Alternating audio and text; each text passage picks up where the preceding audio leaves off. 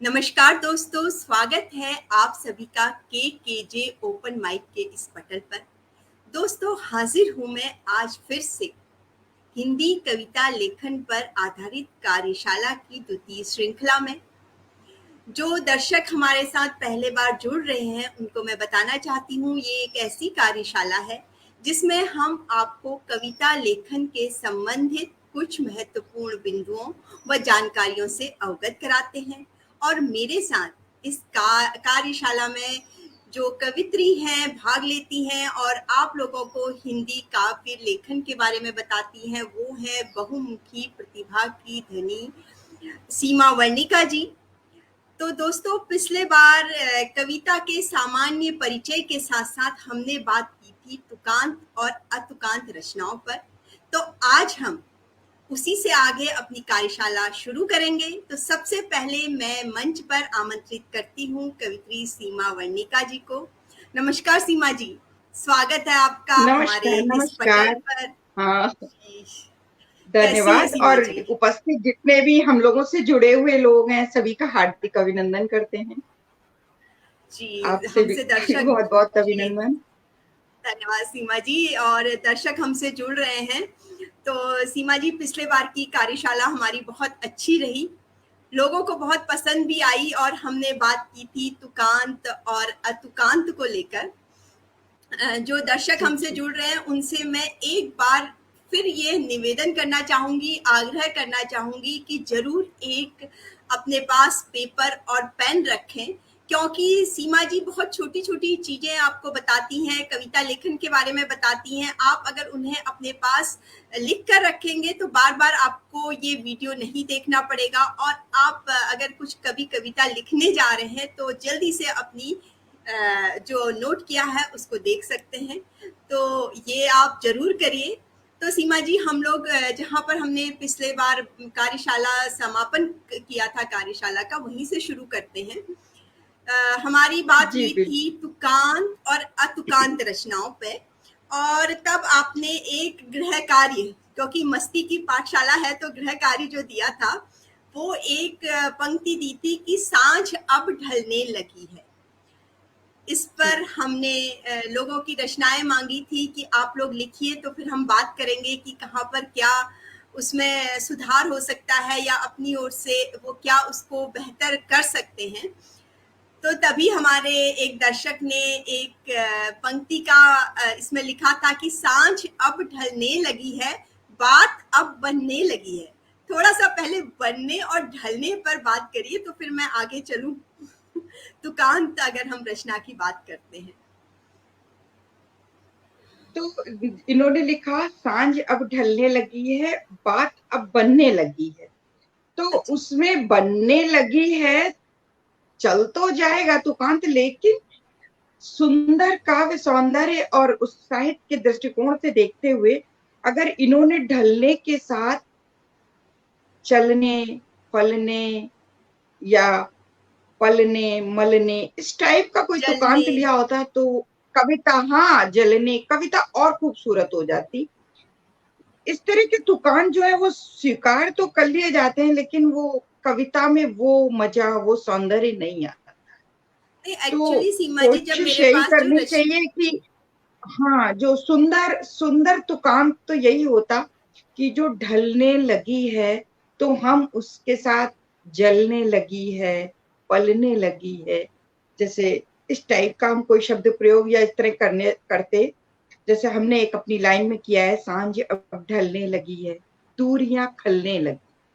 तो दूरियां खलने लगी हैं, तो जो जलने और ढलने और खलने और जलने ये सब एक तरह के शब्द हैं जो अपना एक विशेष सौंदर्य जो है काव्य में ला रहे हैं। तो तुकांत जो है वो काव्य सौंदर्य चूंकि बढ़ाता है, लयात्मकता बढ़ाता है, तो उससे रचना का प्रभाव बढ़ता है। तो कोशिश करनी चाहिए कि हम जो है हाँ जी। तुकांत, सही तुकांत का प्रयोग करें। सीमा जी, जैसे हमने सबको बोला था कि इस पंक्ति को लेकर अपनी रचनाएं लिखो, तो कई रचनाएं आई, कई मेरे अपने पर्सनल उस पे भी आई। तो एक चीज मैंने देखी कि भाव सबके बहुत अच्छे थे, बहुत सुंदर तरीके से उन्होंने अपने भाव व्यक्त किए थे। फिर हमारी जो पूरी टीम थी केकेजे ओपन माइक की, हम जब रचनाएं पढ़ रहे थे तो एक बात हमें लगभग सभी रचनाओं में मिली कि अगर वो अपने शब्दों को थोड़ा सा इधर उधर कर लेते या दूसरे अगर शब्द अपनी रचना में इस्तेमाल कर लेते तो उनकी रचना और भी अधिक खूबसूरत बन सकती थी। तो उन्हीं में से मैं कुछ रचनाएं ले रही हूँ, जिनके उनके शब्द ले रही हूँ, ताकि हमारे जो दर्शक हैं वो समझ जाएं कि किस तरह से उन्होंने लिखना है। और मैं सभी से निवेदन करूंगी कि अन्यथा ना लें इस बात को। तो जैसे हमारे पास एक रचना आई, उन्होंने लिखा है कि ढलने लगी है अब रवानगी है, मतलब ढलने लगी है को अब रवानगी है के साथ उन्होंने लिया है। तो ये कितना सही है? नहीं, ढलने लगी के साथ रवानगी है, उसमें ढलने लगी में देखिए हम पहले तो तुकांत पे ही आते। तुकांत का मतलब होता है तुक प्लस अंत, मतलब जो हम अंत में तुक लेते हैं उससे तुकांत बनता है। तो जी ये जो है आखिरी में ढलने लगी है, तो अने लगी है, इसमें ये जो लगी है वो हमारा तुकांत जैसे दो चीजों से बनता है, समांत और पदांत। तो ये पदांत है, ये स्थिर रहेगा। ये हमें लगी है का तो दोबारा लाना ही था, दोहराना था ही। तो जो रवानगी है वो इन्होंने नगी से मिलाने की कोशिश की है, तो फिर वो ढलने वाला हिसाब समांत नहीं मिल रहा आपका। तो ये तो इस ये तरह से हम ना ये सही तुकांत नहीं मानेंगे हम तो। मतलब हम इसे हमारे तुकांत दृष्टिकोण से रचना क्या, में वो नहीं साहित्य के रख दृष्टिकोण सकते, से सही तुकांत नहीं। हाँ, तुकांत ढलने रचना में लगी का नहीं वही रख जैसे अभी सकते। हम लोग बोल रहे थे, जलने लगी है या पलने लगी है, अगर इस तरह से कोई तुकांत लिया जाता तो यही रचना और आकर्षक हो जाती। तो मतलब ये तो अच्छा ये हो गया ना कि हमको किसी भी तरह से उस मात्रा को या उसको मिला देना है, ऐसा नहीं करना, जी, तो सीमा वो जी सही आज मैं उचित पहले नहीं है। रचनाओं पर तुकांत भी बात, जी हाँ। हम्म। बात करती हूँ। जो रचनाएं आई हैं उसमें एक एक रचना में बत्तियां शब्द उन्होंने प्रयोग किया है। जैसे सांझ अब ढलने लगी है, बत्तियां बत्तियां अब जलने लगी है। जब हम शब्द की बात कर रहे थे अपनी पिछली कार्यशाला में, तो बत्तियां कितना आपको लगता है कि इससे बेहतर अगर शब्द इसमें प्रयोग होता तो देखिए, अच्छी बत्तियां रचना बनती? बत्तियां शब्द जो है वो हमारी बोलचाल या देशज भाषा समझ लीजिए, वो कोई जी साहित्यिक शब्द नहीं है। अब सांझ अब ढलने लगी है, तो सांझ हमने वो ये तो शाम ढलने लगी तो नहीं बोला, मैंने सांझ बोला। तो जब मेरा शब्दों का एक स्तर सांझ अब ढलने लगी पे है, तो प्रयास ये होना चाहिए कि हमारी रचना पहली लाइन के हिसाब से उसी स्तर से चले। तो बत्तियां अब जलने लगी की जगह तो जैसे हर तीसरा आदमी क्षमा अब जलने लगी, आजकल बहुत प्रयोग होता है, ज्यादातर लोग कर लेते हैं। जी लेकिन इसीलिए क्षमा अब जलने लगी तो तब भी बेहतर होता, क्योंकि वो उसी सीक्वेंस में उसी क्रम में होता। लेकिन बत्तियां शब्द थोड़ा उसके रचना के स्तर को नीचे ले जा रहा है मेरे हिसाब से। जी जी। अभी ऐसी कई हमारे पास, तो मैं अभी कमेंट्स ले लेती हूँ क्योंकि हमारे निर्दोष कुमार जी ने एक गीत लिखा है, सांझ अब ढलने लगी है याद फिर खलने लगी है, मेरा यह मन कहीं न लगता, उसकी यादों से ऐसा लगता है, जान अब जलने लगी है, सांझ अब ढलने लगी है, तेरे बिन जान ये तड़पती है ऐसे, तोय बिन मछली तड़पती जैसे, दर्द अब सहने लगी है, सांझ अब ढलने लगी है। ये गीत लिखा है निर्दोष जी ने। अभी कमेंट्स में अरे मैं पढ़ रही हूँ इसको। हाँ नहीं, बहुत बहुत सुंदर लिखा है, उन्होंने तुकांत का भी सही से निर्वाह किया है। जी तो ये है तो कि हम, हाँ मतलब मैंने अभी तक जो रचनाएं पढ़ी या जो भी थी उसमें सबसे ज्यादा मुझे लगा कि जो लोगों को स्पष्ट नहीं था वो था कि तुकांत। तो सीमा जी हम बात करते हैं तुकांत से ही। सबसे पहले आप ये बताइए तुकांत शब्द होते क्या है, मतलब कैसे हम कहें कि ये तुकांत है, जैसे बनने हमने कहा तुकांत नहीं है, तो इसको थोड़ा सा उदाहरण के साथ बताइए। तुकांत तो ये है कि काव्य पंक्तियों के जो अंतिम भाग में वर्णों की समानता जो होती है उसको तुकांत कहते हैं।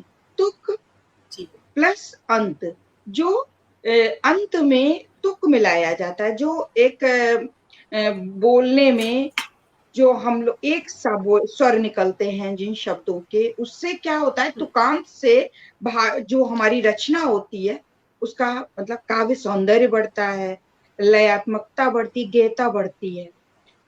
तो एक हम तुकांत की रचना को समझाने के लिए एक छोटा सा अपनी 4 लाइनें लेते हैं। जी। बचपन कटा जहां घर द्वार बिक गए, बचपन कटा जहां घर द्वार बिक गए, माता पिता दिए वो संस्कार बिक गए, इस वक्त ने वजूद मिटाया मेरा क्यों, हमको था जिन पर नाच वो किरदार बिक गए। तो इसमें क्या बात। आप ध्यान दें कि इस मुक्तक में पहले, दूसरे और चौथे पदों के अंत में वर्णों की समानता है। पहली चीज, जब हम तुकांत रचना लिखते हैं तो उसका एक ये नियम है कि पहला, दूसरा और चौथा, ये पंक्तियों में वर्णों की समानता रहती है, ये तुकांत रहता है। और तीसरी लाइन जो होती है वो अतुकांत होती है, उसमें वो तुकांत से मुक्त होती है।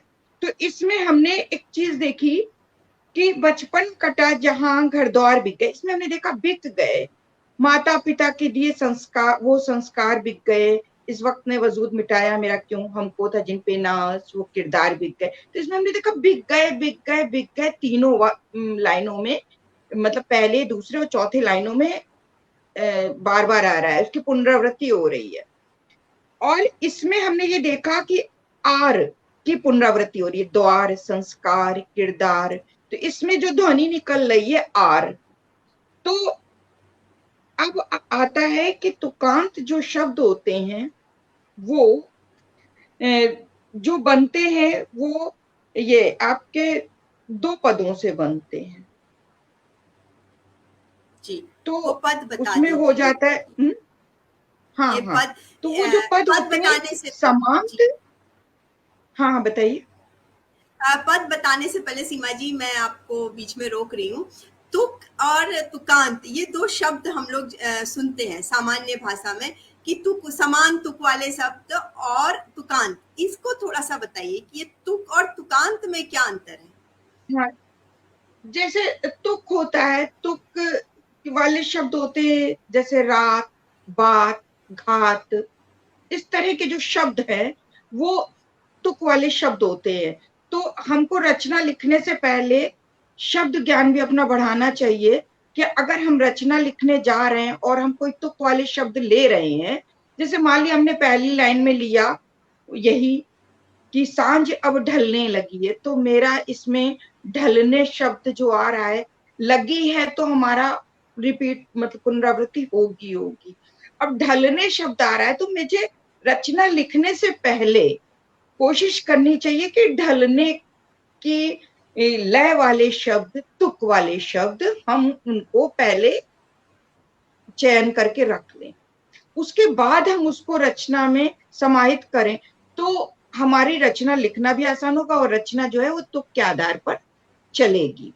जी। और आप तुकांत कहते, तो तुकांत तो ये हुआ कि ढलने लगी है, तो लगी है जो है, ढलने लगी है, कुल जो है वो तुकांत है। और ढलने तुक वाला शब्द है, या लगी है वो भी, मतलब उसमें मुख्य शब्द यही है कि हमको जो भी शब्द जैसे रहन सहन है, रात बात है, या जलने, छलने, पलने, मलने, ये है, तपन है, अगन लगन है, सजन है, पवन है, चमन है, ये सब एक स्वर में जो शब्द निकलना है, ये शब्द तुक वाले शब्द हो गए सारे। तो मतलब आपके कहने का मतलब है कि जो तुकांत शब्द होते हैं, एक तो वो सौंदर्य बढ़ाते हैं किसी भी कविता का, जी जी। उससे प्रवाह बनता, प्रवाह जो है कविता में वो बना रहता है, और उसकी हम्म आखिरी मात्रा जो है उसमें जो है वो वर्ण जो है समान होते हैं। मतलब जैसे आपने ढलने, पलने, जो आखिरी वर्ण होते हैं वो एक समान होते हैं लगभग। तो हम अगर ये तुकांत की बात करें, ये विशेषताएं होती हैं तुकांत की। सीमा जी, यहाँ पर मुझे एक बात याद आ गई आपकी तुकांत से। तुकांत की एक बहुत बड़ी खासियत होती है कि तुकांत, अगर हम कोई कविता भूल रहे हैं ना, अगर तुकांत याद आ जाए तो पूरी कविता याद आ हाँ जाती है। हाँ, तो वो आपको याद रहेगी। तो कांत जो है उससे हाँ, रचना विस्मृत नहीं होती है, आप हाँ हमेशा उसको जी, याद रखेंगे। तो कांत से ही हम लोग बड़े बड़े कवियों की और उनकी जो रचनाएं हैं उनको याद रख पाते हैं, क्योंकि वो जी। उतना लय हो जाता है कि आप उस तुकान से आगे की भी लाइनें भूलेंगे नहीं, वो रिदम में लय में मिलती जाएंगी आपको। ये एक बहुत बड़ी हम्म। बात मुझे याद आई अभी तुकांत से। और तुकार से होता ही है कि उसकी जब हम तलाश करते हैं तो नए भाव, उपमान, प्रतीकों, अलंकारों की ओर मन आपका अपने आप आकृष्ट होने लगता है। तो उससे रचना की रोचकता है जो है, सम्मोहन उसमें आ जाता है रचना में। अब जैसे हमने लिखा जलने और छलने, तो जब हम छलने लिखने चलेंगे तो हमारी लाइन छलने के करीब करीब ही, तो अपना जो वर्ण विन्यास करेंगे, ये जो वाक्य बनाएंगे वो छलने के ही करीब करीब होगा ना, हाँ जी, उस भाव को कहता हुआ होगा। और जब हम इस तरह से तुकांत और भाव प्रवाह और सब चीजों को ध्यान देकर काव्य सौंदर्य, तो हमारी रचना का जो है वो बढ़ जाता है। और दूसरी चीज जो उसका संप्रेषण है, जो हम कहना चाहते भाव संप्रेषण है, वो ठीक उसी तरीके से पाठक या श्रोता के अंदर जाता है, वो हृदय चलता उसका उसको ग्रहण कर पाता है जैसे हम उसको संप्रेषित करते हैं। जी। इसका अभी ये हमको सीमा जी, लाभ मिलता है। जी, तुकांत आप बता रही थी, उसके बाद तुकांत के पद आप बता रही थी। थोड़ा अभी तुकांत के पद कौन हाँ कौन हाँ से होते हाँ हैं वो बता, थोड़ा उससे तुकांत शब्द लोगों को आसानी हो जाएगी समझने में। हाँ। तो कांत के लिए देखिए, एक होता है समांत और एक प्रयोग होता है पदांत। जी, जैसे अगर और आसान, जो हमारे आजकल सहजता से सब लोग गजल वगैरह लिखते हैं तो उसमें काफिया और रदीफ यूज इस्तेमाल करते हैं। तो जी, काफिया जो होता है वो होता है हिंदी साहित्य में समान, और वही पदांत होता है रदीफ। तो समांत जो होता है, समांत और पदांत को जब हम जोड़ देते हैं तब कुल मिला के वो हमारा तुकांत बन जाता है। आपने कहा था ना तुक और तुकांत में क्या अंतर है? तुक हाँ तो जी, हो गया हमारे जो शब्द हैं, जी, एक एक स्वर वाले है ना, एक तरीके से चलने वाले। और जो तुकांत है वो समांत और पदांत को मिलकर बनता है। तो समांत जो होते हैं, पदांत के पहले जो शब्द आते हैं, जैसे हमारे इसमें द्वार, संस्कार, किरदार है, तो ये सबके अंत में आर आ रहा है, आर। द्वार, संस्कार, ध्वनि क्या निकल रही है? आर की ध्वनि निकल रही है जी, किरदार, आर की ध्वनि निकल रही है। तो ये सब समांत कहलाते हैं। और समांत का जो पहला व्यंजन है, जैसे द्वार है तो द्वा है, का है, या दा है, तो ये चर होते हैं, ये बदल सकते हैं। जैसे हमारे में द्वार के बाद संस्कार हो गया, कार हो गया, हाँ जी, किरदार में दार हो गया, तो ये चर कहलाते, ये बदल जाते हैं। और जो उसके बाद में आर है, जो इसमें आर के साथ बिक गए, ये जो है अचर कहलाता है। ये समांत की छोटी सी बारीकी है कि समांत का जो बाद का भाग है वो आर प्लस बिक गए, ये अचर है, ये नहीं बदला। जैसे बिक गए, बिक गए, बिक गए तीनों में आया, और इसके साथ आर आर आर भी तीनों में आया। तो जब हम बनाएंगे तो इस चीज का हम ध्यान रखेंगे, तभी वो हमारा सही बैठे। और मतलब पदांत सीमा तो जी, है ही, बिक गए पदांत हो गया। मतलब आपके कहने का मतलब है कि जो हम अगर तुकांत की बात करें तो वो दो उससे मिलके बनता है, चर और अचर। चर मतलब है कि जो बदल सकता है, अचर मतलब वो जो नहीं बदल सकता है, दो उससे मिलके बनता है। जी जी। और जी, और इसीलिए वो क्यों होता है, क्योंकि अगर हम उस समांत से पहले जो व्यंजन है वो बदल गया है, व्यंजन जो बदलता है, तो इसीलिए उसको हम चर बोलते हैं। और समांत और हम्म। पदांत जो मिलते हैं, मतलब दो शब्द अब जो आपने बताए, समांत और पदांत मिलके बनाते हैं तुकांत। ये सबसे बड़ी बात होगी। जी आप जी। ये बताइए कि क्या पदांत होना जरूरी है? हर रचना में पदांत क्या जरूरी है? जैसे कई उसमें हाँ, होती है देखिए, कि बिना। पदांत तो हाँ, जरूरी है। अब हम ऐसे तो रचना लिख नहीं सकते हैं कि कोई हम लिखेंगे कि रात अब ढलने लगी और दूसरी लाइन में लिख देंगे बात वो हो रही थी। तो जो भी आखिरी में लिखेंगे, जो हमारा पदांत होगा वो एक सा तो हो गई, एक सा नहीं होगा तो लय कहाँ से आएगी। और वैसे भी जो हमारे साहित्य के, अपने हिंदी साहित्य के जो अपने नियम होते हैं, छंद पे आधारित होते हैं या किसी पे होते हैं, तो उनमें तो ये सारी चीजों पे तो ध्यान देना आवश्यक ही है। फिर अभी मात्रा भार जैसे का अंतर आ जी, जाएगा। नहीं जैसे आई जैसे हम गजल में कई बार लिखते हैं तो यहाँ पर क्या हम पदांत उसी को समांत को ही तुकांत बना सकते हैं? कई ये प्रश्न कई बार आता है कि क्या समांत भी तुकांत के रूप में प्रयोग किया जा सकता है? हाँ, तो होता है बहुत सारी रचनाओं में समांत भी तुकांत की तरीके से प्रयोग होता है। जैसे गजल में भी होता है, रदीफ नहीं होता, हाँ जी, या हाँ इसमें जी। भी होता है आखिरी में जब हम लोग संस्कार किरदार द्वार से खत्म करें, तो इस तरह से जी, जी। होता है। लेकिन फिर भी इसमें भी आर की ध्वनि जो तीनों में आ रही है, वो जो है वो अचर रहेगी। हम अचर रहे। अचर जो है अचर वर्ण जो है उसी से ही खत्म करेंगे, उसी से ही अंत तुकांत करेंगे। तो तुकांत जो है अभी वो अचर ही होगा, वो बदलेगा नहीं। अब इसमें आर की ध्वनि भी को से हमने खत्म कर लिया, अगर हमने पदांत हटा दिया तो। तो मतलब अभी तक जो आपने ये तुकांत के बारे में बताया उसके दो पद होते हैं, पदांत और समांत। और पदांत जो है वो जी ज्यों का त्यों रहता है, जबकि और ये पदांत से पहले जो आता है उसे समांत बोले जाते हैं। और इसमें जैसे आपका आया घरों, घरों हम कई बार कई जगह पर प्रयोग करते हैं। इसमें अगर हम घ और अरों, अरों लेते हैं, कई बार लोग गलती कर लेते हैं घरों में घ प्लस अरों, तो इसमें अरों जो है वो समांत है। मतलब लोगों ने ये बहुत संधि विच्छेद जो व्याकरण में सिखाई गई थी उसका ध्यान रखना बहुत जरूरी है। और ये हाँ, दो नहीं तो शब्द जैसे होते हैं चर आरोह और है, अचर। आरोह है तो आपकी नेक्स्ट लाइन जो होगी, अगली वाली लाइन, अगली पंक्ति में भी अंत जो है वो आरोह से ही होगा।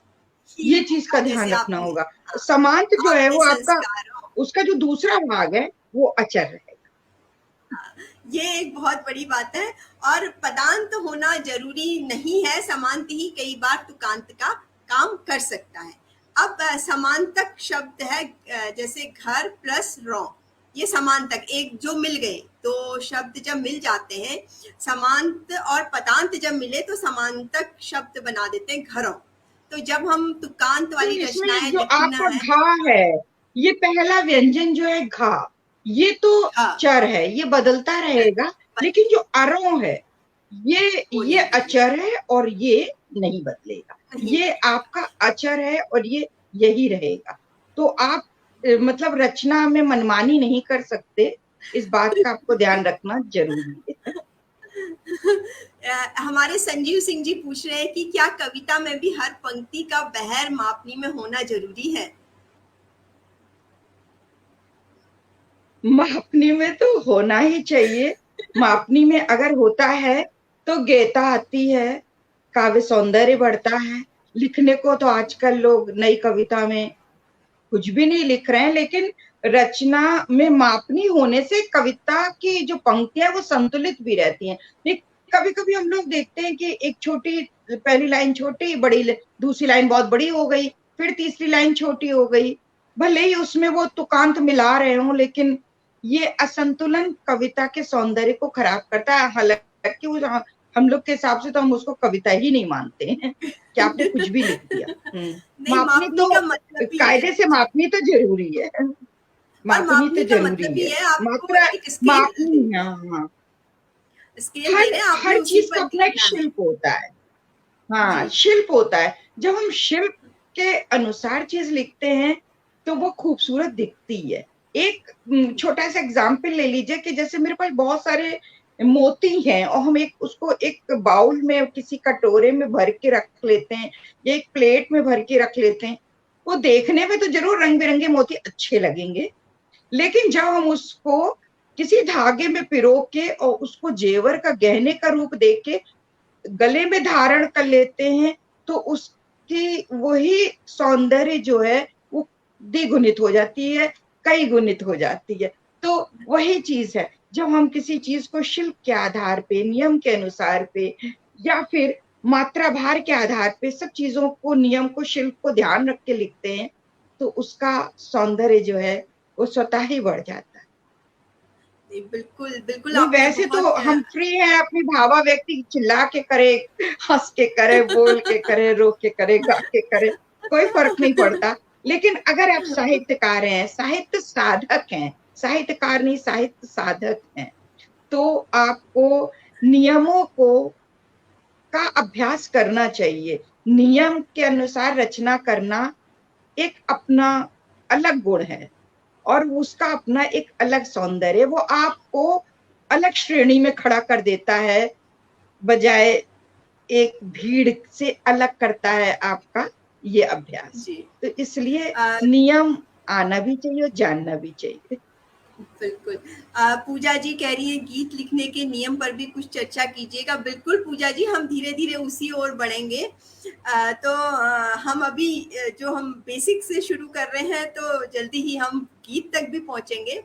सीमा जी, जब हम रचनाएँ करते हैं, एक संयोजक शब्द कहा जाता है, संयोजक शब्द जो उनके बारे में थोड़ा बताइए, क्योंकि जब वो रचनाओं में हम अपनी लिखते हैं, थोड़ा सा कहीं पर स्पष्ट नहीं हो पाता कि ये अच्छा लग रहा है या नहीं लग रहा है, इसे कैसे हम प्रयोग करें। देखिए, मतलब आपका हम जो समझ पा रहे हैं, कहने का तात्पर्य ये है ना कि शब्द शब्द संयोजन जो हम लोग करते हैं, आप उसको ये कहना चाह रहे हैं ना। हाँ तो जी, हाँ जी। शब्द संयोजन रचना में बहुत सोच समझ के करना चाहिए। हम पहली पंक्ति में, या हम जिस विषय को लेकर चले, हम पहली पंक्ति में जिस भाव को उठा रहे हैं, तो शब्दों का जो समन्वय है, जो शब्दों का संयोजन है, वो हमारा उस भाव के ही आधार पे आगे बढ़ना चाहिए। उससे हमारा भाव प्रवाह सही रहता है। ऐसा नहीं होना चाहिए पहली पंक्ति में हमने कुछ बात की, उसमें कुछ, और दूसरी चीज कि आप अगर जल की बात कर रहे हैं, तो आपके सभी चीजें उसमें, शब्द जो प्रयोग कर रहे हैं या जो शब्दों का संयोजन है, वो उसी के करीब करीब का होना चाहिए। ये नहीं कि एक चीज आपने जल की बात करी, दूसरे में आकाश में पहुंचा दिया, तीसरे में जमीन पे पहुंचा दिया, ये भी नहीं होना चाहिए। संयोजन हमारे हिसाब से इसी तरह से होना चाहिए, जो जी। वो हमें उसका अभी रचनाएं प्रभाव मिली थी। बढ़ाता है रचना का। जी, अभी हमें रचनाएं मिली थी, वो सांस से चलकर किसी दूसरी गुफ्तगू की ओर चली गई थी। और बू जैसे हम्म। एक हाँ, अभी मुझे याद आया सीमा जी, बू और खुशबू, ये हम्म। थोड़ा सा जब हम प्रयोग करते हैं उसके बारे में बताइए। देखिए, पहली जैसे है खुशबू ना। से, खुशबू शब्द है, तो खुशबू शब्द से अपने आप ही खुशबू फैल जाती है। मतलब एक मनमोहक जो सुगंध है, उसको हम लोग मतलब खुशबू बोलते, और बू से बदबू की ओर सारा ध्यान जाता है। तो जैसे बहारे बू, हमको बहारे बू शब्दों का क्या सही प्रयोग भी है? सही से करना चाहिए। जी, बहारे बू सही है।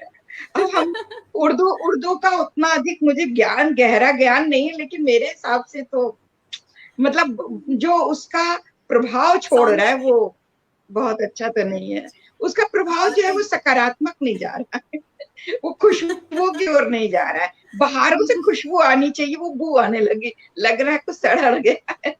इसलिए थोड़ा बू का प्रयोग की जगह अगर खुशबू का प्रयोग करें तो ज्यादा अच्छा लगेगा। जी, जी। और अब दूसरा जब ये भी है बात कि आती है। हिंदी, अगर आप बहुत साहित्यिक शब्दों का प्रयोग करें, हिंदी साहित्य के, संस्कृत के, या मतलब अच्छे शब्दों का प्रयोग करें, तो प्रयास करें कि हमारी पूरी रचना में शब्दों का स्तर वही रहे।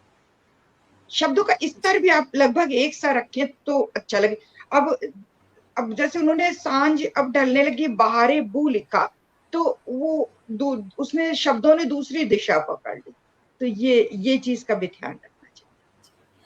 सीमा जी, मापनी के बारे में काफी बात हो रही है, तो मापनी तो हम चलेंगे, लेकिन पहले मात्राओं को जान लें कि मात्रा भार क्या है।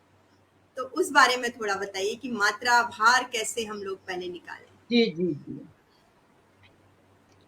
देखिए, विशेष रूप से जब हम छंदबद्ध रचना करते हैं तो उसके लिए मात्रा भार की गणना बहुत जरूरी हो जाती है। और मात्रा भार जो है वो हम लोग दो तरीके से उसको देखते हैं, एक वार्णिक भार के रूप में और एक वाचिक भार के रूप में। तो जो वर्ण के उच्चारण में समय लगता है उसे मात्रा कहते हैं। तो मात्रा दो तरीके की हो गई,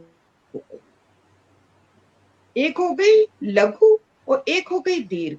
लघु मात्रा जी कौन सी होती है? जिसमें हस्व स्वर होता है, जिसमें मतलब हम लोग जो शब्द वर्ण बोलते हैं वो मतलब कम समय लेते हैं।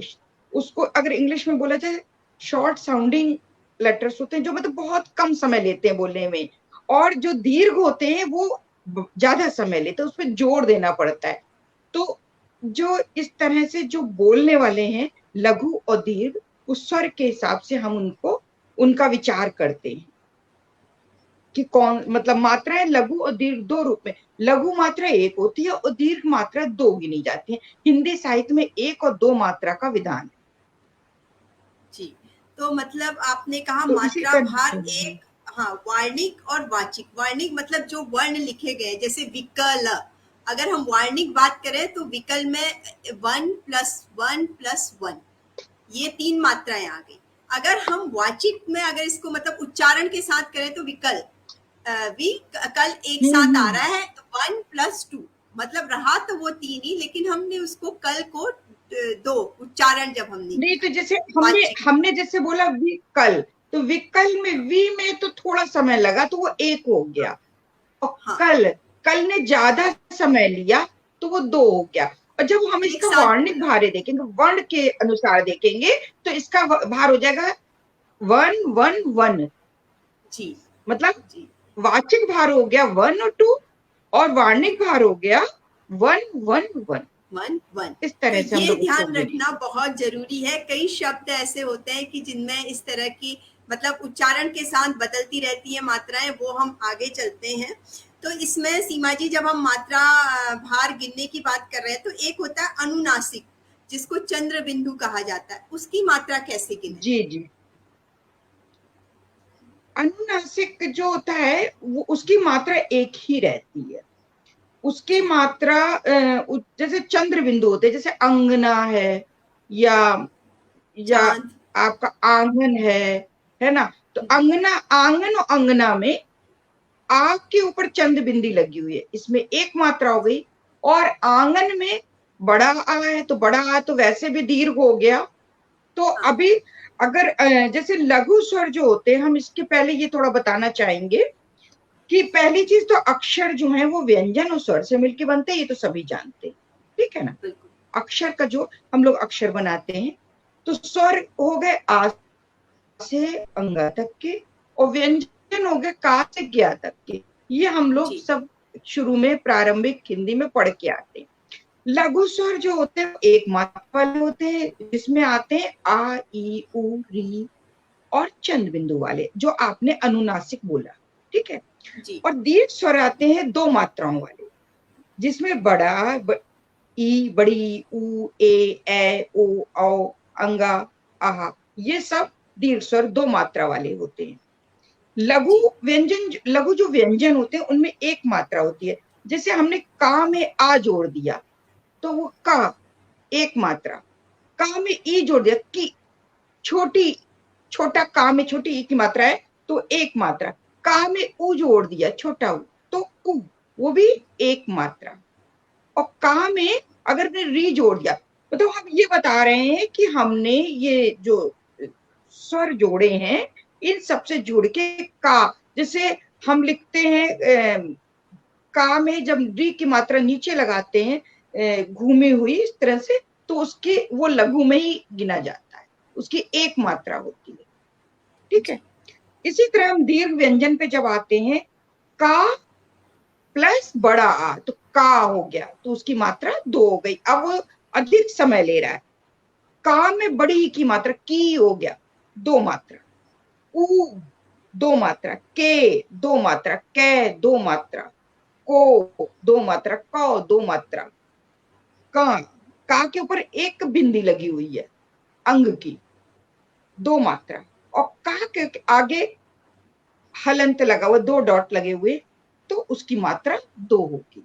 अक्सर ये होता है कि इसके सामने समझ नहीं आ रहा है 1 मात्रा है कि 2 मात्रा है। अगर हम इन छोटी-छोटी चीजों का ध्यान रखेंगे तो हम इस चीज को अच्छे से जान पाएंगे। जी, जी आपने सीमा जी, मैं अनुनासिक बोला तो हाँ, जी सीमा जी, जगन्नाथ राय जी मतलब रिद्धि और मल्हार की मात्रा के भार पूछ रहे हैं। जगन्नाथ जी, हम इस पर भी जरूर आएंगे, हम धीरे धीरे उसी ओर बढ़ रहे हैं। तो पहले हम बेसिक से शुरू कर रहे हैं। तो अभी आपने अनुनासिक, अनुनासिक मतलब जो चंद्र बिंदु वाले होते हैं, अनुस्वार जो होते हैं, जो हम एक डॉट लगाते हैं, एक बिंदु लगाते हैं। अब जब हम चंद्र बिंदु करते हैं, उसकी आपने बताया हम मात्रा एक ही रहती है, मतलब जिस शब्द के, जिस वर्ण के ऊपर लगा है वो वही मात्रा रहती है। लेकिन जब हम खाली बिंदु लगा देते हैं, अनुस्वार लगा देते हैं, तो मात्रा में परिवर्तन हो जाता है। जी जी जी जी। तो देखिए, जी अनुसार और विसर्ग जिस अक्षर पे लगते हैं उसकी मात्रा 2 हो जाती है। जैसे जी रंग है, तो रा पे हमने अनुसार लगाया हुआ है, तो रा की मात्रा 2 हो जाएगी, और रंग का कुल मात्रा भार 3 हो जाएगा। तीन हो अंश है, जाएगा। जी वंश है, कंस है, तो आ हा वा का, ये सब की 2 मात्राएं, इनके ऊपर ना की बिंदी लगी। तो ये जो हैं, इस जी तरह से अनुसार और विसर्ग के साथ जो भी अक्षर पे लगते हैं तो उसकी मात्राएं, उसको दीर्घ में गिना जाता है, मात्राएं 2 जी। होती है उसकी। मतलब लघु के साथ अगर अनुस्वार और ये विसर्ग लगे तो मात्रा लघु के गुरु हो जाएगी, मतलब 2 मात्राएं हो जाएंगी। सी गुरु हो मतलब ये जाएगी। एक जी छोटे जी छोटे सी बातें हैं, इसीलिए मैं सबसे कह रही थी कि आप लोग एक पेन और पेपर रख लीजिए, थोड़ी थोड़ी से नोट्स अगर बना लेंगे तो बहुत आपको सहायता मिलेगी। तो चलिए मैं आगे चलती हूँ। अब बात आती है संयुक्ताक्षर। पहले तो संयुक्ताक्षर बता दीजिए सीमा जी। देखिए, संयुक्त अक्षर से पहले एक तो ये भी, इसमें जो हम लोग जिस विषय में बात कर रहे थे उस विषय में एक चीज ये भी बताना चाहते हैं, जिन अक्षरों के साथ रा की मात्रा मिश्रित है, जैसे प्रा, प्रेम लिखते हैं, तो प्रेम में प्रा है, प्रा की मात्रा 1 होती है, क्योंकि उसमें मात्रा 1 उसके साथ ए जुड़ गया तो वो 3 हो गई, प्रे जी 2 हो गया। लेकिन प्रा जब लिखेंगे, क्रा लिखेंगे, श्रा लिखेंगे, तो ये सब रा की मात्रा मिश्रित है, ये सब लघु रहते हैं जी इनकी। और एक चीज ये भी होती है कि जो अर्ध व्यंजन होते हैं, उन वो उसकी आधी मात्रा को हम लोग हिंदी साहित्य में नहीं गिनते। वो कुछ ही जगहों पे उसमें उससे दूसरे पे वर्ण पे असर पड़ता है, लेकिन उसको स्वयं को नहीं गिनते। जी हाँ, जैसे आपने बताया कि प्रिया और स्मित है, इसमें हम लोग नहीं गिनेंगे लघु के साथ। प्रिया है या स्मित है, जैसे इसमें या हाँ जैसे अर्ध व्यंजन है, जैसे प्यार है, तो जी प्यार में आधा पा पहले या और रा, तो या तो में आ की मात्रा है तो उसकी 2 मात्राएं हो गई, और रा की 1 जी मात्रा हो गई, तो कुल 3 मात्रा हो गई। इसमें जो अर्ध व्यंजन है वो नगण्य हो गया, उसकी कोई मात्रा हमने नहीं ली है। जी लेकिन अगर अर्ध व्यंजन के पूर्व का अक्षर लघु मात्रिक है, तो फिर हम जो है उसको मिलके तो वो दीर्घ हो जाता है। वो जो आधी मात्रा है, वो अर्ध व्यंजन है, उसको मिलके वो, जैसे सत्य है, तो सत्य में जी आधा जो ता है वो सा के, उससे पहले लघु मात्रिक शब्द है सा, तो सा की जो मात्रा है वो 2 हो जाएगी, और या की मात्रा 1 हो जाएगी। कर्म है, हत्या है, हत्या 2 + 2 हो जाएगा, मृत्यु नम्र है, 2 + 2 हो नम्र, जाएगा। एक नम्र आता है, हाँ, उसमें भी नम्र, टू। नम्र, नम्र जो है वो थोड़ा अलग तरीके का है। इसी तरह जी से अगर हमारा नम्र, अभी हम आपको बताते हैं, जैसे इसमें अर्ध व्यंजन के पूर्व का अक्षर अगर दीर्घ मात्रिक, अभी मैंने बताया लघु मात्रिक है, तब तो वो दीर्घ हो गया, गुरु हो गया। और अगर वो दीर्घ मात्रिक है तो लघु की मात्रा लुप्त हो जाती है, तो जो अ, आधा अर्ध व्यंजन है वो लुप्त हो जाता है, उसको माना नहीं जाता। जैसे आत्मा है तो वो जी केवल 2 + 2 बनेगा, महात्मा है 1 + 2 + 2 बनेगा, तो वो हम लोग जी जो है उसको फिर उस तरह से नहीं लेते हैं। उसमें आधा जो ता है वो उसका, उसकी वो लुप्त हो जाती है, उसकी मात्रा को नहीं गिना जाता। जी ज- सीमा जी, मैं अभी तक का थोड़ा सा बता दूं संक्षेप में कि सबसे पहले सीमा जी ने बताया कि मात्रा भार जब हम गिनते हैं तो वार्णिक और वाचिक, वार्णिक मतलब जो वर्ण है, और वाचिक है कि हम उसे कैसे बोल रहे हैं, इस पर दोनों में अलग अलग हो जाता है। और अगला आता है अनुनासिक यानी कि चंद्र बिंदु, उसकी हम उसमें नहीं बदलता है, जैसा है वैसा ही रहता है। और लेकिन जब अनुस्वार या विसर्ग आते हैं, अनुस्वार मतलब कि एक डॉट हम या बिंदु जब लगाते हैं तो उसके साथ लघु वर्ण के साथ वो दो मात्रा का वर्ण बन जाता है। इसके बाद जो संयुक्ताक्षर है उनके लिए अलग अलग नियम है जब हम उसकी मात्रा को गिनते हैं। तो जैसे स्मित, प्रिया, ये बताए उसमें एक एक मात्रा रहेगी। अब जैसे श्याम है उसमें दो रहेगी या आ में जो है। तो ये हमें धीरे धीरे जितनी हम अभ्यास करेंगे उससे हम लोगों को समझ में आएगा कि मात्रा भार कैसे लगाना है, और जब हम उच्चारण कर रहे हैं तो कैसे लगाना है। अब आता है कुछ अपवाद होते हैं सीमा जी, कि उसमें नहीं, पारंपरिक तो शब्द आपने जैसे नहीं, आपने नम्र शब्द अभी बोला था, तो जी हम जी नम्र शब्द का भी बता दें कि संयुक्ताक्षर जो होते हैं उनका मात्रा भार एक होता है, और जी उसमें संयुक्ताक्षर में दीर्घ मात्रा लगाने पे उसका मात्रा भार दो हो जाता है। जैसे जी भ्राता है ना, ये तो जी हो गया। अब आपने नम्र शब्द बोला था, तो नम्र में क्या होता है, लघु वर्ण का जी मात्रा भार दो हो जाता है। जैसे जो ना है और माँ में वो लगा हुआ है, लेकिन जो ना है उसका मात्रा भार दो हो जाएगा, और माँ में जो रा की मात्रा लगी है वो एक ही रहेगी। तो नम्र 2-1 होगा। जी, आपने यही नम्र जी शब्द यही। मुझसे बोला ना, टू हाँ वन जी हाँ होगा। जी, मतलब इस टू चीज वन पे होगा। ध्यान रखना है। सत्य है, सत्य 2-1 होगा। जी विख्यात है शब्द, तो जी विख्यात में वी, तो 2-2-1 होगा। तो हमको इस चीज का ध्यान रखना है कि जो जी। उससे पहले का जो शब्द है लघु वर्ण है, उसका मात्रा भार दो हो जाए। वो दिख तो आप वैसे नम्र में आपका ना सिंगल दिख रहा है, लेकिन वो जी जी उसका मात्रा भार दो हो जाए। जी जी। सीमा जी, अब हम जगन्नाथ जी ने पूछा था कि मल्हार, अब हम उसी पर आते हैं। कुछ शब्द हैं जैसे कन्हैया, मल्हार, कुम्हार, इसमें मात्रा भार बदलता नहीं है, उसका क्या नियम है जी जी उसको जी। बताइए। ये जैसे जैसे इन्होंने बोला कन्हैया या मल्हार, तो कन्हैया है, इसमें इसका मात्रा भार 1-2-2 होगा, और मल्हार है जी 1-2-1 होगा, है ना। तो जी ये क्यों नहीं होता, क्योंकि इन अपवादों में संयुक्ताक्षर जो होते हैं का पूर्ववर्ती अक्षर सदैव ऐसा व्यंजन होता है जिसका हा के साथ योग करके कोई नया अक्षर वर्णमाला में नहीं बनाया गया है। इसलिए जी जब पूर्ववर्ती व्यंजन का हा के साथ योग करके कोई संयुक्ताक्षर बनता है तो वो एक नए वर्ण का रूप ले लेता है। इसलिए जी उस पर संयुक्ताक्षर वाले नियम लागू नहीं होते। इसलिए हम लोग जो है इन अपवाद माने जाते हैं।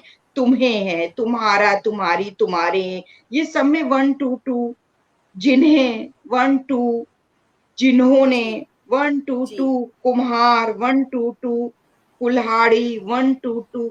इस तरह से इनको इनका इस चीज को हम ध्यान रखते हैं कि जिनका हा के साथ योग होकर बन रहा है, तो उनमें हमारा संयुक्ताक्षर का जो मात्रा भार नियम है वो लागू नहीं होगा। तो जी हमको शब्द का मात्रा भार गिनते समय इस बात का ध्यान रखना चाहिए। जी, ये एक छोटी-छोटी सी जानकारियाँ हैं जिनसे पूरा हमारा जो बहुत छोटी कवि छोटी। सौंदर्य है या जो हमारी मापनी है वो गड़बड़ा सकती है। विशाखा जी पूछ रही है कि माँ का मात्रा भार कितना रहेगा? माँ ऊपर से चंद्र बिंदु। चंद बिंदु, माँ का मात्रा भार दो है। जी, चंद क्योंकि बिंदु से चंद्र मात्रा भार नहीं बदलता, जी, लेकिन माँ में आ की मात्रा लगी है, वो दीर्घ है इस गुरु, तो उसका मात्रा भार दो होगा। जी, जी, जी। अब जैसे कुछ अच्छा दो व्यंजनों के योग से बनते हैं, जैसे कुछ शब्द होते हैं, तो वो दीर्घ मात्रिक कहलाते हैं, वो हमेशा दो गिने जाते हैं। जैसे छा है, त्रा है, जी, जी, ज्ञा जी, है, सीमा ता है, इस जी। टाइप के जो शब्द। जैसे पत्र इनका है, भी हमको पत्र को ध्यान रखना कहते हैं। चाहिए। जी, जी। हम्म क्ष पत्र है। है तो पत्र हो जाएगा, पत्र हो जाएगा एक और दो। त्रा जी, जो है वो दो व्यंजनों के योग से बना है, इसलिए दीर्घ मात्रिक कहलाता। यक्ष यक्ष है, रिद्धि रिद्धि पूछा है हम्म। जगन्नाथ जी ने। जगन्नाथ जी रिद्धि में भी जो द बना है उसके नीचे ध है आया हुआ उसमें है। हा का वो लगा है, वो दो व्यंजन हो गए, जी तो जी, रिद्धि वो भी आपका जो एक है और दो आ जाएगा। दीर्घ मात्रिक क्यों, हो गया है। हाँ, द के नीचे अगर वो लग गया वो भी दो आ जाएगा, क्योंकि दो उसमें दिए दीर्घ हैं तो मात्रिक ये। हो जाएगा। वो जी दो जी तो व्यंजन के योग से जो भी बन रहा है वो दीर्घ मात्रिक ही होगा। जी अब जगन्नाथ ऐसे जी हम लोग के टेस्ट लेते चल रहे हैं। जी विश्वास का भी आ रहा है, विश्वास का भी हम उसी तरह से आपने लेना है। हम सारे तो यहाँ ले नहीं पाएंगे, तो सीमा जी एक है उपग्रह। उपग्रह जब हम बनाते हैं तो एक, सीता जी आपकी आवाज बहुत धीमी हो गई। जी सीमा जी आ रही है आवाज? बहुत धीमी, बहुत धीमी। जी सीमा, अभी आ रही है सीमा जी आवाज? बहुत धीमी आ रही है, लेकिन पता नहीं क्यों, या तो नेटवर्क की कुछ दिक्कत हुई होगी। मेरी मिल रही है आपको? हाँ जी बिल्कुल मिल रही है मेरी सीमा जी। आवाज? हाँ जी मिल रही है। चलिए ठीक है, लेकिन आपकी आवाज बहुत बहुत धीमी हो गई। बाकी लोगों को जी मिल रही है क्या, कि हम ही को नहीं मिल रही है? मेरी आवाज मिल रही है सबको? पूजा जी बताइए, मेरी आवाज आ रही है सब तक, पहुंच रही है? हाँ आ रही है आवाज सीमा जी। हाँ, कुछ कुछ भी दिक्कत है, वो बहुत धीमी हो गई एकदम से। जी कोई बात नहीं, चलिए कोशिश करते हैं हम आपकी बात सुन पाए। जी आ रही है। सीमा जी जैसे उपग्रह, उपग्रह एक शब्द है, तो उपग्रह में होता है एक, दो और एक एक। आपकी आपकी आवाज मुझको नहीं मिल पा रही है, या तो फिर से। आप एक बार दोबारा लॉग इन कर लीजिए सीमा जी, मैं लेती हूँ आपको। ओके। हाँ जी। तो दोस्तों सीमा जी के नेटवर्क में थोड़ा सा कुछ प्रॉब्लम है। तो अभी तक जो सीमा जी बता रही थी कि जैसे पत्र, यक्ष और ऐसे वक्र, इस तरह के जो शब्द होते हैं उनमें हम मात्रा भार की बात करें तो वो एक और दो माने जाते हैं। अभी आ रही है सीमा जी? अब ठीक है, बिल्कुल बिल्कुल बिल्कुल बढ़िया। जी जी हाँ, तो सीमा जी मैं बात कर हाँ, रही थी उपग्रह। जी एक शब्द है उपग्रह। जब हम उपग्रह का मात्रा भार देखते हैं तो एक, दो और एक एक आता है। मतलब इसमें भी वही नियम होता है जो अभी आप बता रही थी, हाँ, उपग्रह। जैसे नम्र में हम लोगों ने जो देखा, नम्र जी में वही वही हाँ जी मात्रा भार उसी तरीके से इसमें भी गिना जाएगा। जी।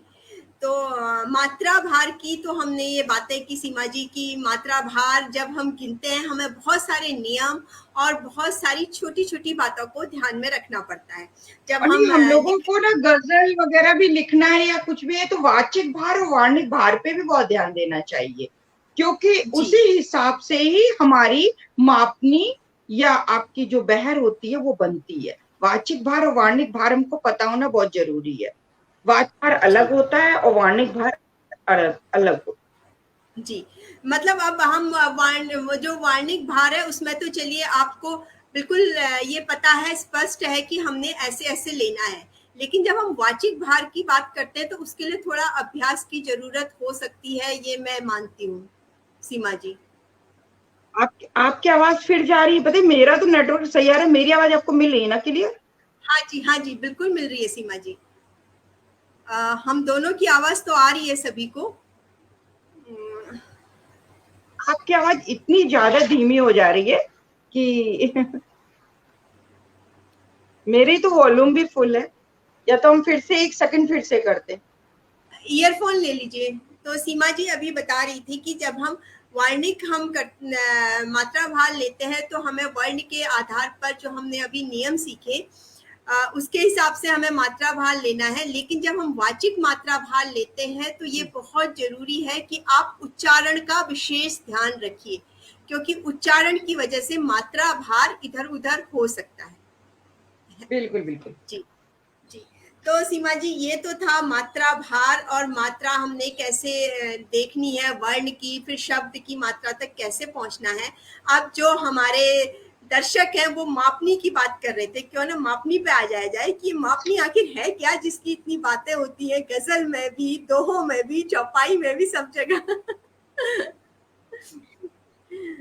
मापनी हिंदी साहित्य में जो हमारा लयात्मक मात्रा क्रम है जी वो मापनी कहलाता है, और उर्दू में बहर या अरकान कहलाता है। मापनी जो है हमारी वो छंद पे आधारित होती है। जी छंद दो तरीके के हो सकते हैं, मात्रिक हो सकते हैं या वार्णिक हो सकते हैं। मापनी जो है वो दो तरह से बनती है, एक होती है मौलिक और एक होती है मिश्रित। तो जो मौलिक मापनी होती है वो एक ही स्वर या रुक्न की आवृत्ति से बनती है। जो मिश्रित होती है वो भिन्न स्वरों या रुक्नों के मिलाने से बनती है। तो जी मापनी जैसे मौलिक है, मौलिक में अगर जो लोग छंद के ज्ञाता हैं वो ज्यादा जानते हैं, उतने बड़े ज्ञाता हम नहीं है, लेकिन फिर भी एक उदाहरण बताते हैं। जैसे अपना विधाता छंद है, 1 2 2 2 2 2 2, 1 2 2 2, 1 2 2 2, 1 2 2 2, ये है मौलिक मापनी। इसमें क्या हुआ है, 1 2 2 2 की आवृत्ति हुई है। तो ये तो मापनी मौलिक हो गई। अब जैसे जी इसी तरह से मौलिक बहर होती है, जो हम लोग उर्दू में क्या होता है, हम लोग इसको बहर कहते हैं और अरकान नाम से जानते हैं, वो मापनी ही है। और लगभग अपनी हिंदी साहित्य की मापनी और उनकी मापनी में कोई विशेष अंतर नहीं है, लगभग एक ही सी है। हमारे यहाँ वो जी छंद बन जाते हैं, उनके यहाँ वो बहरें बन जाती हैं तरह तरह की। उनकी मौलिक बहर को वहां उर्दू में सालिम बहरें कहते हैं, जिसमें 8 में से कोई बेसिक अरकान, उनके 8 अरकान है, उसका प्रयोग हुआ हो। तो जैसे उनका है 1 2 2 को उन्होंने 4 टाइम्स, मतलब 4 बार ले लिया, 4 फौलून, उनके यहाँ फौलून है। 1 2 2 2 2 हम लोगों ने जिसको विधाता छंद में उसको बार, मतलब स्वर को बार बार पुनरावृत्ति जिसकी की है, उसको वो 4 बार जब वो करते हैं तो लिखते हैं 4 मुफाइलून। उनके अपने वो उर्दू के हिसाब से शब्द है। जी 2 1 2 2 गुड़े 4, मतलब 4 बार वो उसको पुनरावृत्ति कर रहे हैं, तो उसको वो कहते हैं 4 फाइलतुन। फिर 2 2 1 2 को अगर 4 बार वो पुनरावृत्ति करते तो कहते हैं 4 मसत फैलून, मतलब वो थोड़े। तो अच्छा, उनके यहाँ हम लोग क्या मिश्रित बहर कहलाती, वो मिश्रित मापनी कहलाती है। उनके यहाँ मिश्रित जो बहर होती है वो मुरक्कब बहर कहलाती है। तो यही बेसिक जो हम लोगों का अंतर है, जो बिल्कुल ये यही है, बल्कि मापनी और बहर एक ही है, थोड़ा सा अंतर है। जैसे हम लोग क्या मात्रा भार लेते हैं, तो हमारे यहाँ आधी मात्रा का भार नहीं लेते हम लोग, जैसे क्या में 2 मात्रा लेते हैं। जी लेकिन जब बहर में उर्दू में जाते हैं तो क्या में आधे का को वहां एक मात्रा भार लिया जाता है उसका।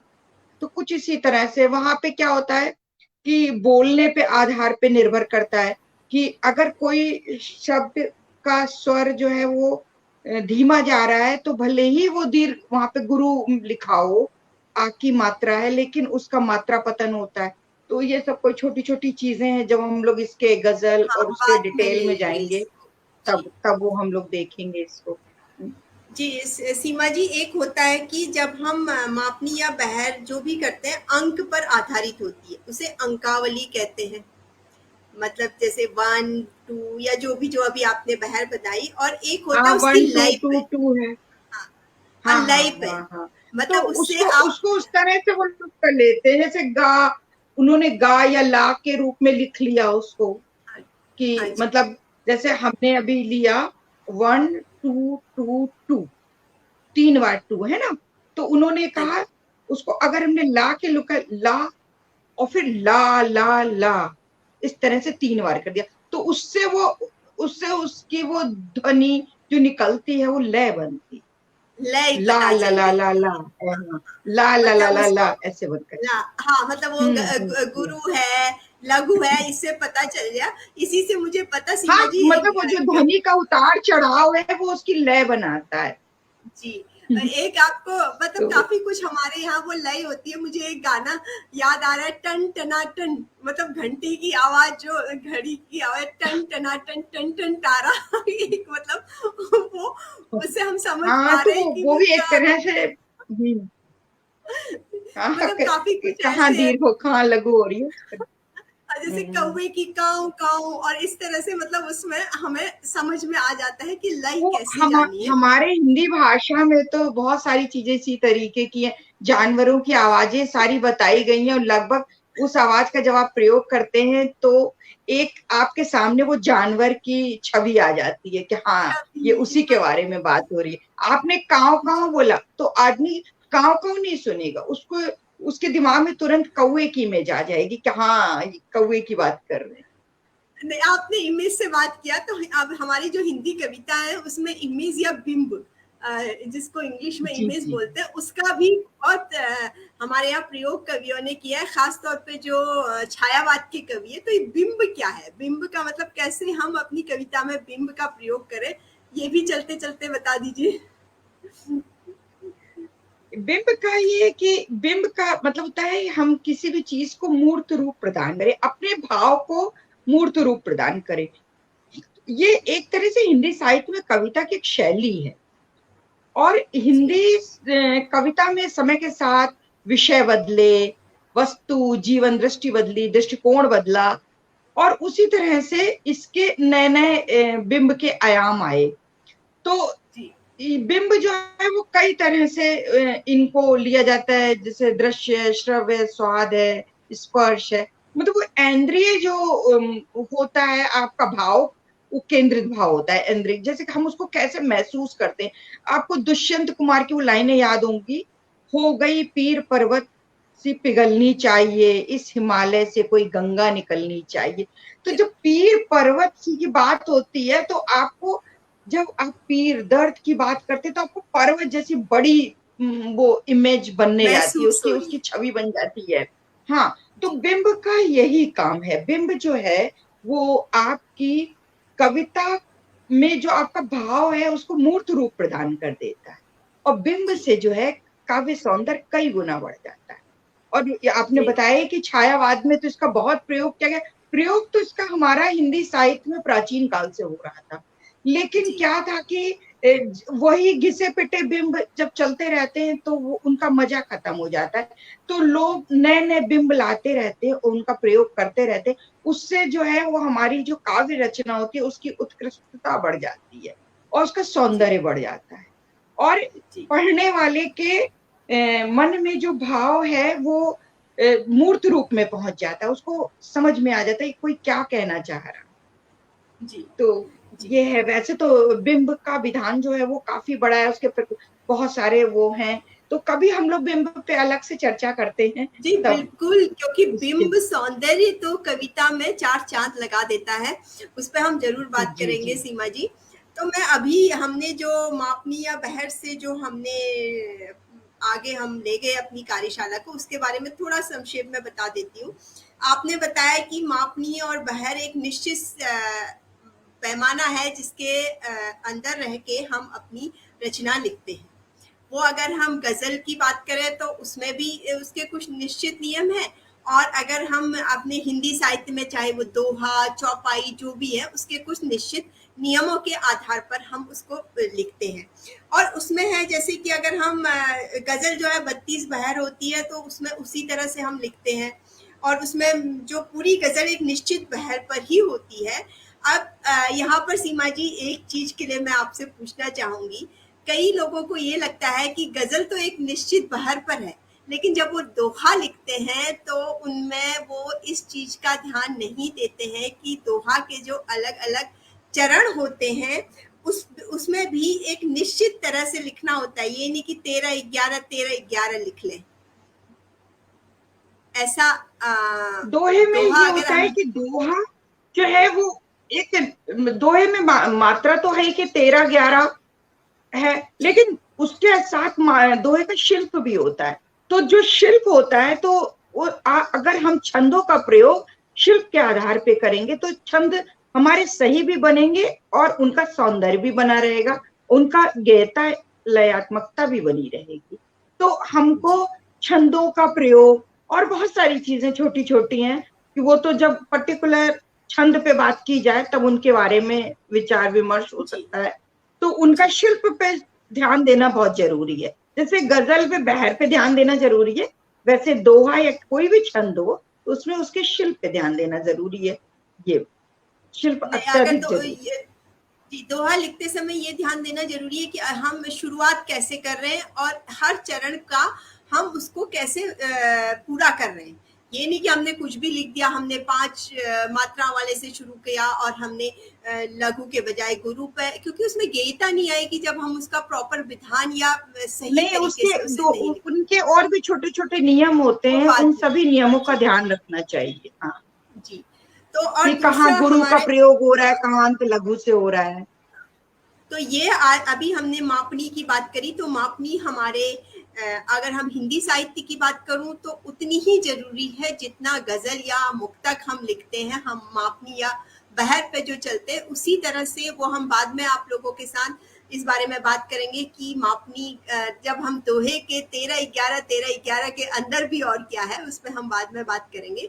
और जो अगली बात सीमा जी ने बताई, बिंब सौंदर्य, बिंब सौंदर्य जो है वो कविता में एक शब्द चित्र आपका तैयार करता है आपके मन मस्तिष्क में, या जिस इंद्रिय से वो जुड़ा हुआ है उस इंद्रिय को आपके उस पे आपको महसूस करते हैं उस बात को।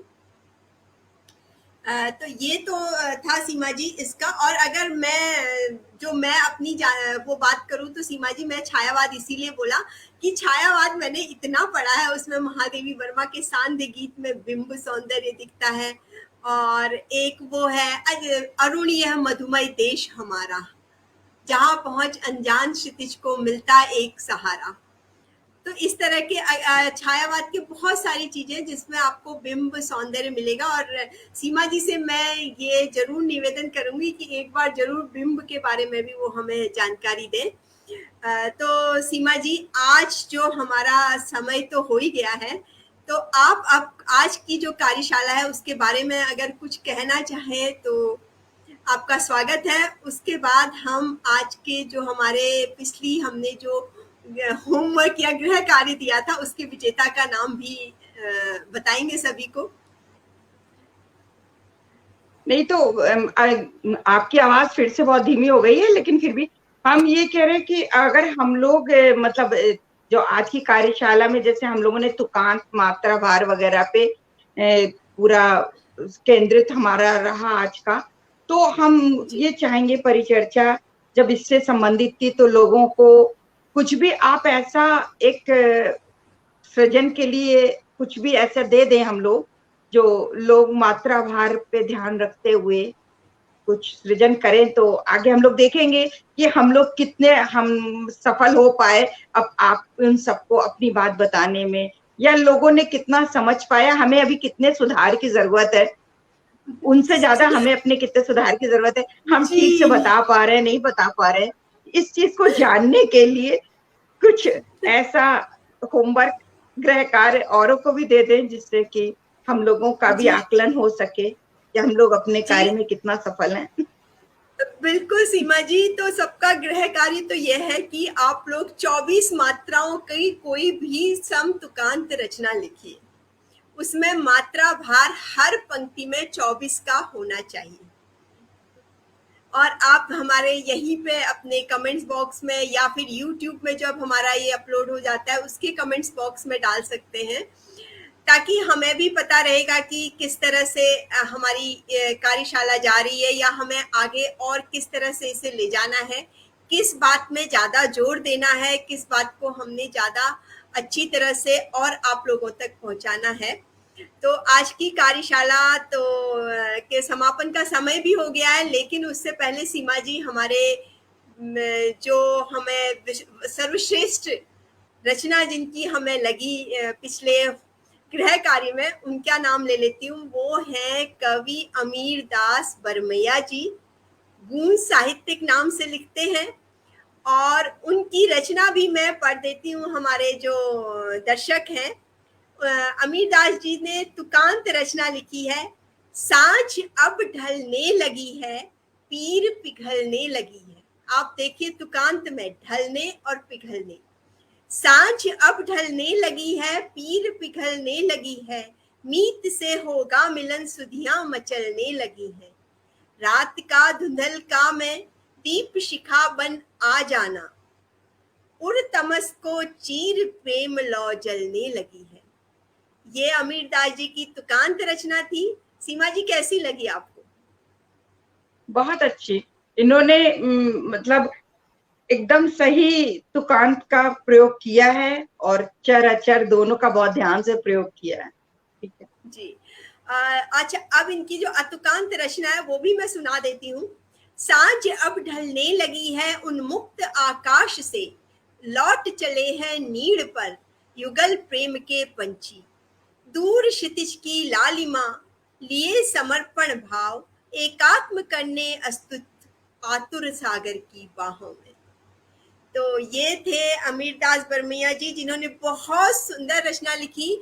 तो अमीर दास बरमैया जी, आपकी रचना को केकेजे ओपन माइक की तरफ से सर्वश्रेष्ठ रचना के लिए चयन किया गया है।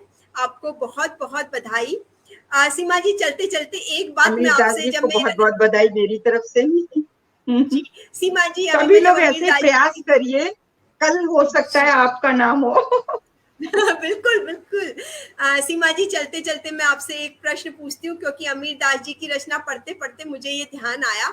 जब हम रचना एक प्रवाह में पढ़ते हैं, मतलब रचना में प्रवाह होना चाहिए, जो आपने बताया, तो मैंने रचना पढ़ी।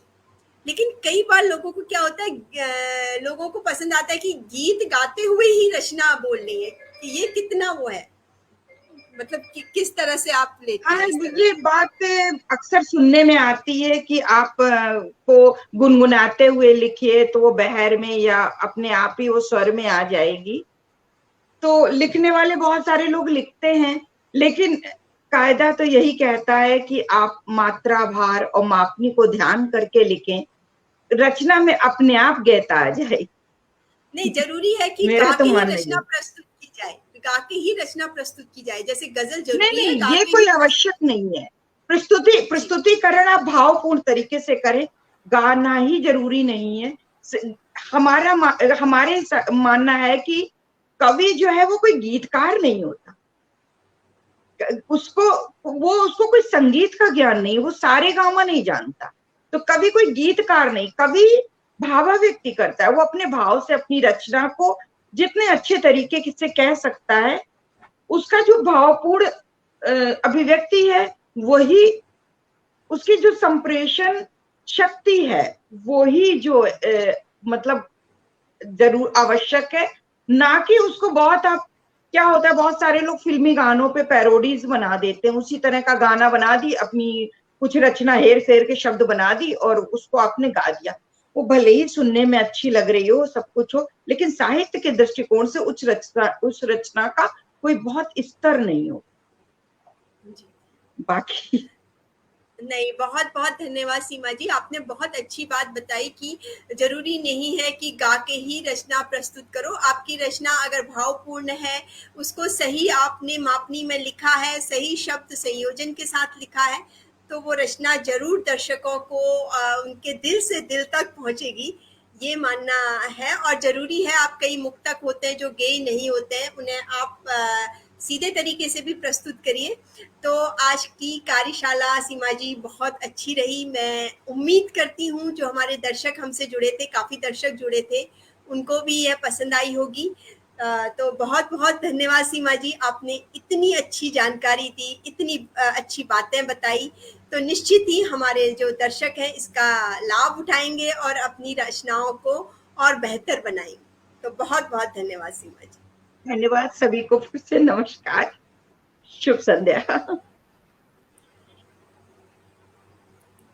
तो दोस्तों, ये थी सीमा वर्णिका जी हमारे साथ, जिन्होंने आज तुकांत शब्द किस तरह से आपने अपनी रचना में लिखने हैं, और तुकांत शब्द कैसे आप पता कर सकते हैं कि ये सही तुकांत है या नहीं है, या जो हमारे शब्द हैं उनकी मात्रा भार का कैसे आप गणना कर सकते हैं, और मापनी या बहर किस तरह से होता है, इसके बारे में बहुत बारीक और छोटी छोटी जानकारियां दी हैं। मैं आशा करती हूँ कि आपको ये कार्यक्रम पसंद आ रहा होगा और आगे भी आप हमारे साथ ऐसे ही जुड़े रहेंगे। और अगर आपकी कोई सुझाव है तो ज़रूर हमारे कमेंट्स बॉक्स में आप लिख सकते हैं।